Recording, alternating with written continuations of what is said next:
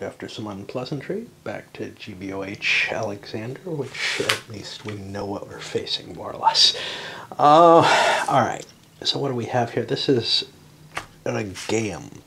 We're moving into the Hindu Kush here, some mountainous terrain. The Indians are causing problems in the back areas. And this is meant to be representative of a number of different mountainous tribes throughout the march fighting against Alexander, even if this is something more specific. We have the Macedonians divided into three forces, all of which include some light troops, some phalanxes, or a phalanx, and some cav to support them. And what they're facing is a hilltop positioning, free deployment for the Indians, with a combination of light infantry, archers, and javeliners. The leaders, no named leaders, so they used ones from Daspis, which would be an interesting thing to look at. Okay. Some special rules here. The Indian archers go missile low on a 7, 8, or 9. Normally archers have a significant amount of arrows, so they only go missile low on a 9. Indian light cav are automatically missile low the first time they fire. Well, there's no light cav in this scenario, so I have to assume that this is a typo. Which kind of typo? Should there be some light cav? There is some Indian light cav. Or does it make more sense to say, yeah, these are probably infantry troops and they meant light infantry? I'm going with the latter, but I didn't bother looking things up.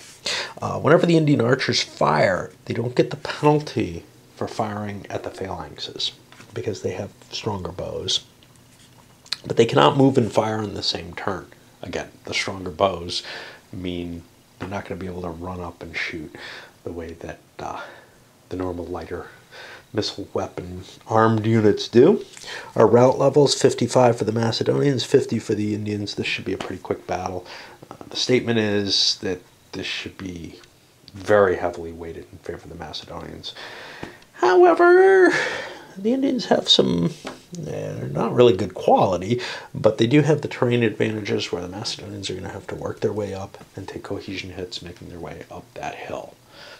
But they can take their time doing so. There's no time limit or anything like that. A lot of room for clever subtlety in this scenario.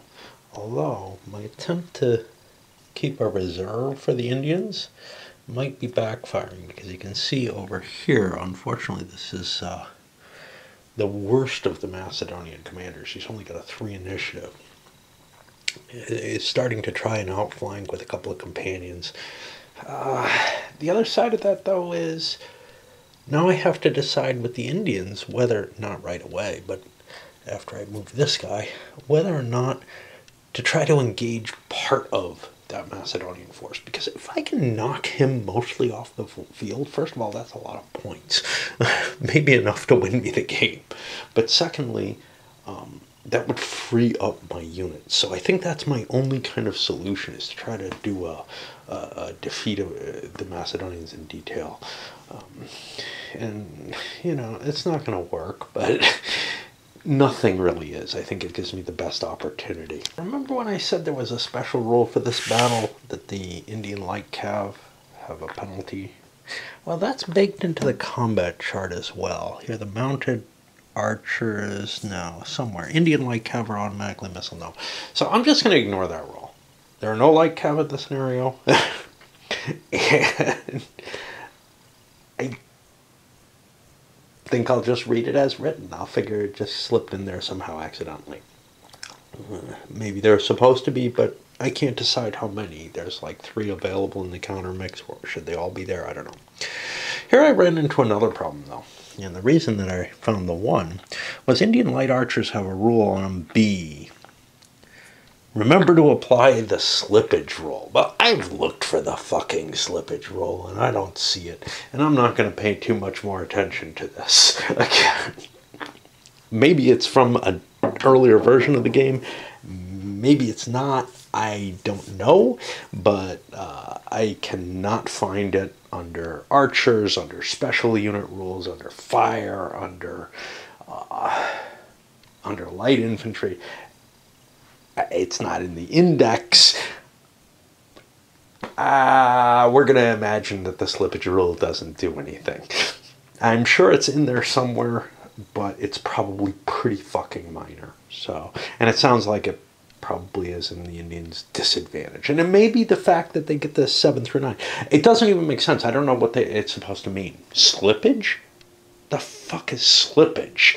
They're going to fall when they fire? What the hell? The Indians managed some effective hits, hitting the companion Agema Cav and scaring these guys away, which, you know, it's hard to tell what the value is, because I've done some serious damage to this thing, but now this flank's even more exposed. Now I'm trying to move some of those reserves into play up there, but I've taken all my activities.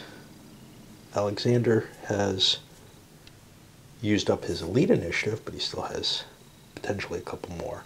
And Ptolemy here, well, he's got some rough terrain, so it might be hard for him to engage. So, you know, there's a few things going in the Indians' advantage here. Alexander positions himself where he can command both of these sections. Now, the other option would have been to try to shift in this direction, but I had already made my decision earlier in the battle. And that's going to leave whoever this guy is, Lepetonomus, something like that. I can't read it from there. Leonidas. Okay. In kind of a rough position where he may not, you know, be trying to push the attack too hard, but putting Alexander on this side has allowed me to rally some of these four, or at least recuperate some of those forces and push them forward. The Cav can't advance, I think, anywhere on this side. I've got some Cav over on this flank, and it had to be deployed there. And I'm going to have to move that around to this side, and then eventually I'm going to want it over here. So there's terrain in this game is such a pain in the butt. Very much like it is in the Musket and Pike series, where you're facing heavy terrain. Man, it's just so annoying to fight on. The problems Alexander faces is he can't really recover his units, and I kind of cheated over here and recovered some. But now I'm realizing, wow, I've got these archers interspersed in such a way that they really kind of prevent recovery to the extent that I expected. I'm going to let the ones that I did stand, but I have done no more at this point. And that's part of the problem of the tough terrain, is you simply can't march up it as long as there's enemy fire-capable units near you. Okay, well, I cheated in reverse this time. Well, in favor of the Indians this time. I didn't realize, it's always hard when I start playing again. I forgot that this guy has sort of an intermediate activity. He comes in after the first of the, actually, yeah, he comes in after the first of the Indian commanders, because he has just as bad a command rating. And instead I did all the Indian commanders. Well, I haven't rolled for his momentum, which he's going to get. And that meant that one of the heavy cav got routed. There is also a time limit on this. I didn't notice it, but in the victory conditions, the Macedonians have to do this in 10 turns. So that's an additional problem. And honestly, I am not sure the Macedonians have the advantage here. The terrain here is so harsh that these units had to do really stupid things to advance. The archers prevent them from ever recovering. And the only thing that saved me from, what, half my victory points or something like that? Not quite. But this is 14 out of like 50 or 55. Is the fact that the phalanx, you know, has its saving throws. But it had a fair chance of not making it because it was tired from walking up the hill and got slammed in the rear. What's great about playing something like the GBOH is yeah, I'm going to make mistakes, but I know exactly what the game's tolerance for my errors are and where it kind of fits in. It's like, okay, so I screwed this up. So what? You know, there's enough randomness in the game already with like momentum checks and everything. A fuck up is just part of the random die rolling in the game, yeah? Come to the end of, just before the cleanup phase, the second turn. You can see the Macedonians have somewhat recovered, and part of that is, hey, I figured out a use for skirmishers here. Normally, this is unnecessary, but in this case, because of the difficulty of climbing the hill, etc., in order to rally units or recover points, the recovery phase for units, or points for units using those commands, I have to screen them, and yeah, that's a reasonable use for skirmishers, right? Give a little bit of space so that you're not being affected by enemy archers. And we've also got, I also moved my heavies up to engage some of the archers there. And we got screening going on here because these light infantry got in the way. Otherwise, I could have done things otherwise, in other ways. The Hipaptists drove a couple of those javelineers who tried to break this phalanx. Well, they routed those guys. There's going to be a slowdown in terms of what the Macedonians can do because I've got to rally these forces to some extent. But yeah, not too big a deal. And we had a little bit of bow fire over here from the Indians.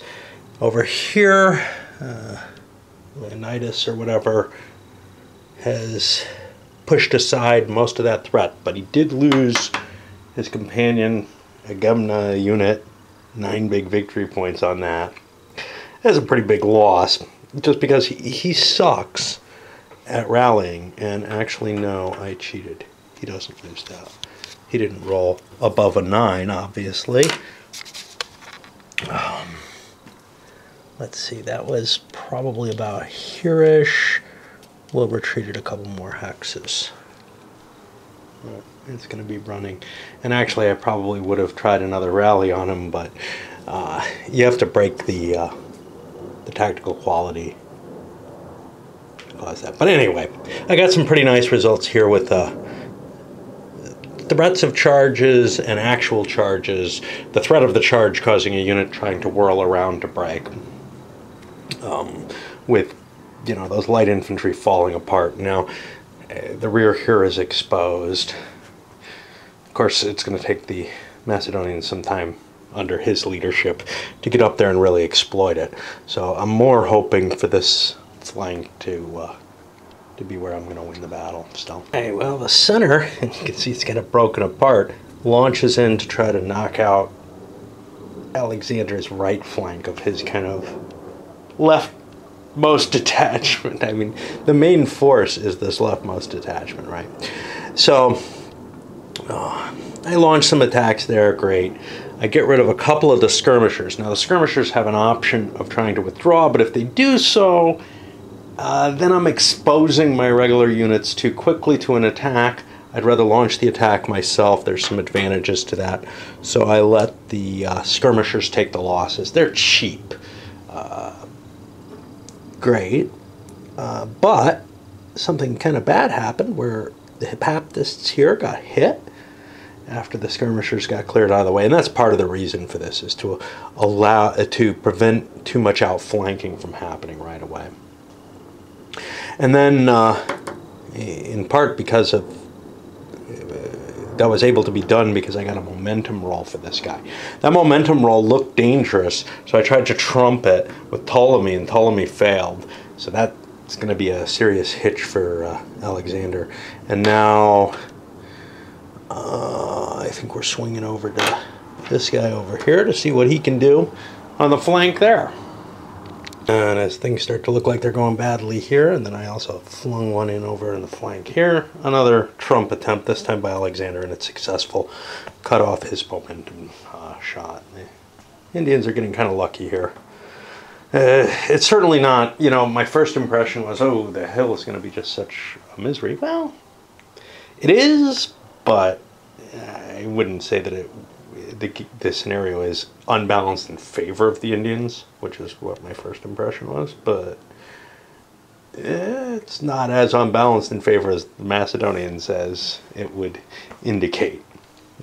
Terrain is a big deal in this system.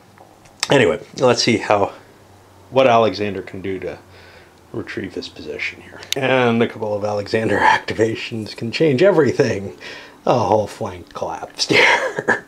You know, once the phalanxes and the heavier stuff starts hitting those light infantry, they just melt. There's nothing there.